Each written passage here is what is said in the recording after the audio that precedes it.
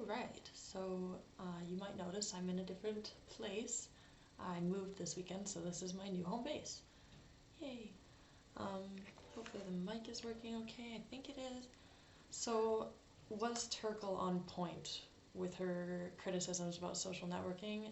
I think yes. I agree with pretty much everything she was saying. I also felt kind of called out personally in terms of the whole virtual world thing because I have been a gamer for a really long time, and I think it started in my childhood as like a form of escapism, and then it just kind of developed into this hobby that I really enjoy, and I still game avidly to this day. But I've just obviously learned how to moderate it and how to integrate it into my life in a way that I don't think is too toxic. I only game for like 1-2 hours maybe in a day now that I'm in college.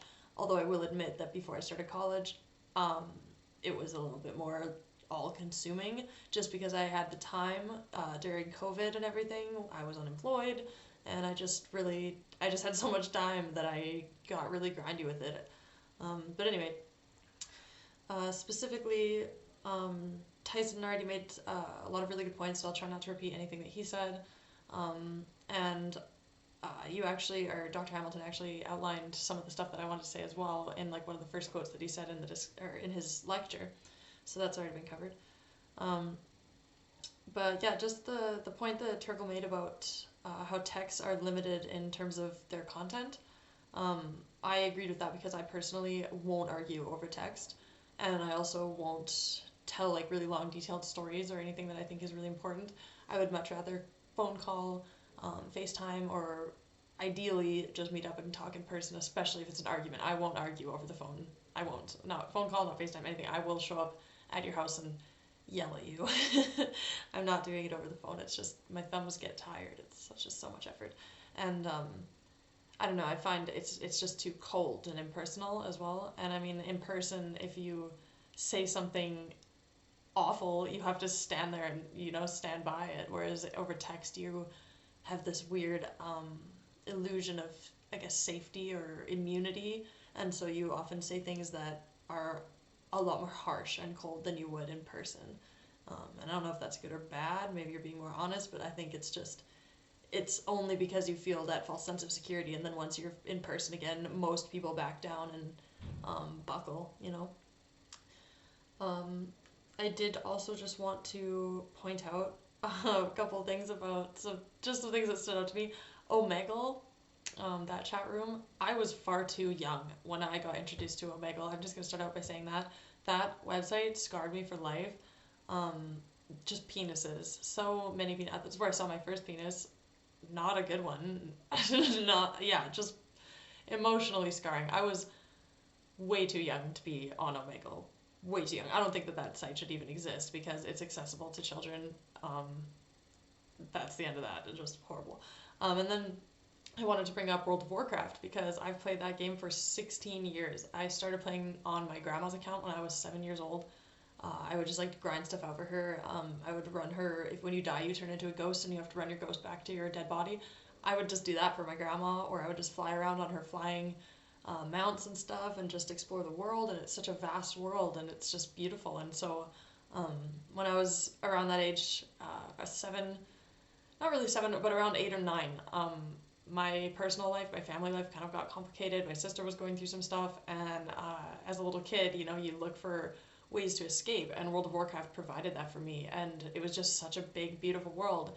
And then as I got older, around the age of 9 or 10, I realized that I could use the chat, and so, I had access to suddenly this whole community of people who made me feel welcome, and they made me feel special and heard, and, you can pretend to be pretty much whoever you want. So I used to lie about my age and pretend that I was a teenager, and that kind of got me into some weird situations, but for the most part, I just connected with, like, a really interesting community of people, and I look back fondly on many of the guilds that I was a part of and the friends that I made, even though none of them really lasted.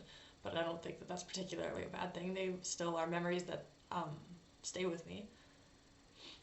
And yeah, I wanted to bring up that I still do this to this day, but less so. But as a kid, I used to use World of Warcraft as a kind of reward system for myself. Like, if you do this chore, you can play an hour on World of Warcraft, or if you do your homework or something, then you can play on World of Warcraft. And that was kind of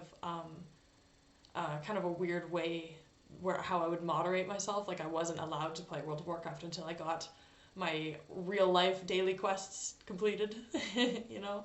And I still do that sometimes today, where I will, do my readings, do whatever I have to do for college, and do my chores around the house, and then I will allow myself a certain allotted time to game or, spend time online.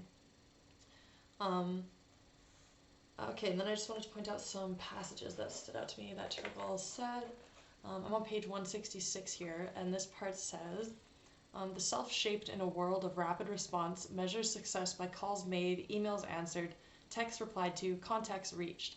This self is calibrated on the basis of what technology proposes, by what it makes easy.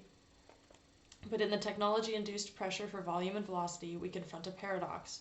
We insist that our world is increasingly complex, yet we have created a communication culture that has decreased the time available for us to sit and think uninterrupted.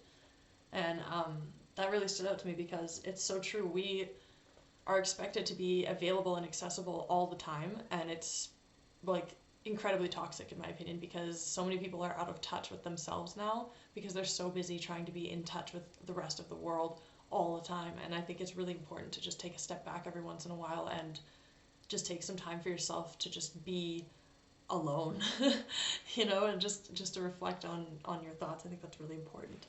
And then I'm going to skip ahead to page 176.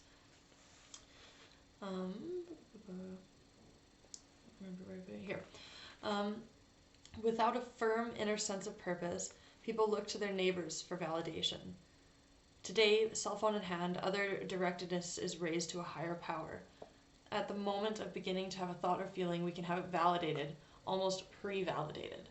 I thought this was a really good point too, because people don't, it's the point I made before, people don't have this sense of self. They're disconnected. We're disconnected from our roots, from what it means, I guess, to be human. We're so lost in the virtual world that we are becoming disconnected from humanity. And this weird need for instant validation and instant gratification is just toxic, and it's creating an entire generation of impatient people who are demanding and almost spoiled because we're so used to just getting what we want right away. And I will admit I'm guilty of that same impatience, and I try really hard not to project that onto younger kids, because they're going to grow up in a world where it's almost inevitable that they're going to be impatient and they're going to be used to instantly getting what they want, or at least getting distracted from not having it. And then page 224, this quote says, sorry, I'm on like the second paragraph, I think. This is the sweet spot of stimulation, the exhilaration of creativity without its pressures, the excitement of exploration without its risks. It's talking about the game Civilization and creating your own reality, essentially. Yeah, I guess it's the ability to create something without the risk of it, I guess, all coming down on you if it fails. Like, if it fails online, if something fails in the virtual world, you can just like wipe your slate clean and start over, whereas that's a lot harder to do in the real world. And I think that that's a huge appeal for people with games like Civilization or like Sims or like any of those games where you can build a house, build your own life, and create relationships, because you feel safe when you know that it's not real. But when you're messing with real people's feelings and with reality, things feel a lot more heavy. There's a lot more pressure on it, and for good reason. And then last thing that I want to point out was on page 227. It says, when online life becomes your game, there are new complications. If lonely, you can find continual connection, but this may leave you more isolated without real people around you. So you may return to the internet for another hit of what feels like connection. Again, the Shakespeare paraphrase comes to mind: we are consumed with that which we are nourished by. And that's kind of the same point that everybody else has made, and that was made by Dr. Hamilton in the lecture. And it's just that the internet and networking and stuff, I guess they create these problems of being anxious or feeling isolated, and then they offer us that same solution to those problems, and it's just this vicious cycle of never truly feeling fulfilled. and that's sad. And it makes me worry for where we might be going. But yeah, that's all I really had to comment on. I think Turkle was pretty on point with everything she was saying. It's really interesting reading simply because it is so relevant and in the forefront of all of our minds, or at least it should be. Um, just worrying and wondering and being concerned and just discussing where we might go in the future and where technology is going to take us and our relationship with social media and with social networking and with each other through that. But yeah, anyway, I'm going to cut myself off there. Went a little longer than intended, but thanks everybody for listening, and I look forward to seeing everybody's discussion this week.